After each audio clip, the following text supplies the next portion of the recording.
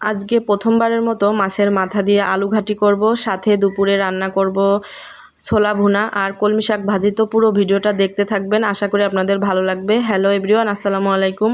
তো গত রাতে আপনাদের ভাইয়া কলমি শাক আনছিল, তো রাতের বেলায় আমি কেটে বেছে ফ্রিজে রেখে দিয়েছিলাম, এখন বের করে ধুয়ে নিয়েছি। এদিকে ছোলাটা আমি রাতে ভিজিয়ে রাখছিলাম। তো এদিকে কলমি শাকটা ভাজি করার জন্য আমি পেঁয়াজ রসুন তারপরে কাঁচামরিচ কেটে নিয়েছি, আর মাছটাও আমি বের করে ভিজিয়ে রাখছি। তো আজকে আমি রোজা আছি, এজন্য ভাবলাম যে ছোলা ভুনা করি। ইফতারের সময় কিন্তু ছোলা মুড়ি খেতে অনেক ভালো লাগে। তো এই জন্য রাতের বেলায় আমি ছোলাটা ভিজিয়ে রাখছিলাম। তো এদিকে পেঁয়াজ রসুন আর কাঁচামরিচ আমি ভেজে নিছি, তো ভালো করে লাল লাল করে ভেজে নিব। ভেজে নিয়ে এবার আমি শাকটা দিয়ে দিব। তো এভাবেই কিন্তু কলমি শাকটা আমি ভাজি করি, আমার কাছে এভাবে কিন্তু খুবই ভালো লাগে। তো অনেকেই সিদ্ধ করে তারপরে বাগার দেয়, ওভাবেও ভালো লাগে। তো আমার কাছে এভাবে বেশি মজা লাগে, এজন্য আমি এইভাবেই ভাজি করি। তো লবণ দেওয়ার পরে কিন্তু শাকটা অনেকটাই কমে গেছে পানি বের হয়ে। তো শাকটা ভালো করে আমি ভেজে নিব। এদিকে পানিটা শুকায় গেছে, শাকটা একদম ভাজা হয়ে গেছে। এবার শাক ভাজিটা নামিয়ে রেখে আমি আলু সেদ্ধ বসিয়ে দিয়েছিলাম, তো আলুটাও সেদ্ধ হয়ে গেছে।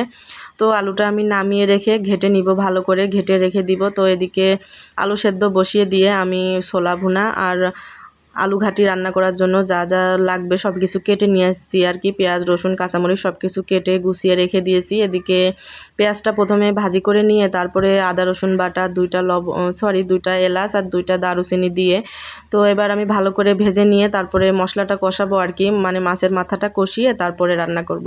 তো এখানে আমি লবণ হলুদ ধনিয়া গুঁড়া মরিচের গুঁড়া সব কিছুই দিয়ে দিলাম, দিয়ে এবার একটুখানি কষিয়ে নিব।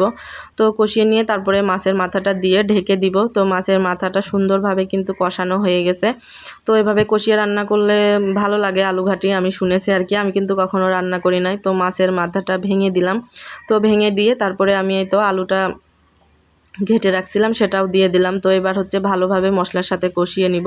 তো কষিয়ে নিলাম, কষিয়ে নেওয়ার পরে এবার 4-5টা মরিচ দিয়ে দিলাম আর কি। তো মরিচের গুঁড়া যেহেতু দিয়েছিলাম এই জন্য মরিচের পরিমাণটা একটু কম দিলাম, আমার ছেলে মেয়ে খাবে যেহেতু, এই জন্য একটু মরিচটা আমি সবসময় তরকারিতে কম দিই। এই জন্য কিন্তু আমার তরকারির কালারটা বেশি একটা ভালো আসে না, যেহেতু আমি কাঁচামরিচ 2-3টার বেশি তরকারিতে দিই না। আর কালারটা একটু সুন্দর হওয়ার জন্য একটুখানি মরিচের গুঁড়া দিই।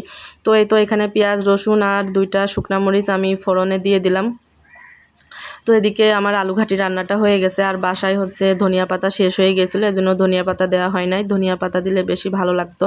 তো এই তো এখানে আমি ছোলা ভুনাটা করার জন্য আদা পেঁয়াজ রসুন সব কিছুই, মানে আদা রসুন তো আগেই বেটে রাখছিলাম, তো একটুখানি নেড়ে চেড়ে পানি দিয়ে দিলাম। তো হাতে মেখে সবসময় আমি ছোলা ভুনাটা রান্না করি, তো আজকে আর হাতে মাখতে ইচ্ছা করলো না, এই জন্য খুন্তি দিয়ে একটু নাড়াচাড়া করে পানি দিয়ে তো এই তো রান্না করে নিলাম। তো দুপুরে রান্না বান্না শেষ করে ফেললাম। এদিকে ইফতারের টাইম কিন্তু হয়ে গেছে আর কি, সন্ধ্যাবেলায় আমি এখানে ইফতারি রেডি করে ফেলছি। তো এখানে গুড় আর লেবু দিয়ে একটা শরবত বানাচ্ছি। এদিকে পেঁয়াজ মরিচ আর কাঁচামরিচ পেঁয়াজ কেটে মুড়িটা মাখিয়ে নিলাম। তো এই ছিল আজকের ভিডিও, ধন্যবাদ।